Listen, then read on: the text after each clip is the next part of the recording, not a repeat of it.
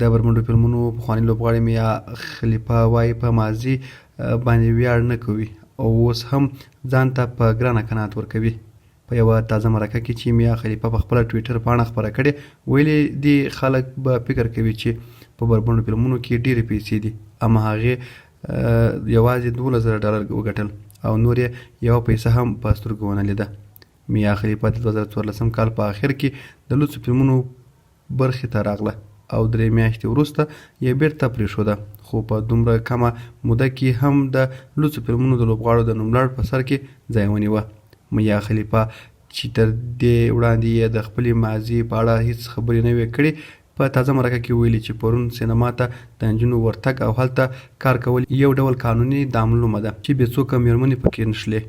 میا خیلفه وایي د خپل کار له امله ورته د مرګ ګواښونه شوي او داعش یې د وژلو هوډ کړی.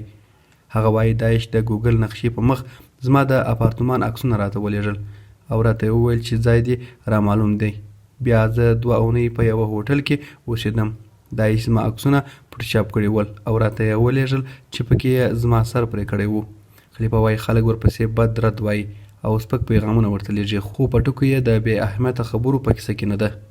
میا زیاتوي په خپل ماضي افتخار نه کوي او نه هم ورته د منلو وړ ده، خو چاره یې نشته او اوس هم ځان ته په هغه او دغه قناعت ورکوي.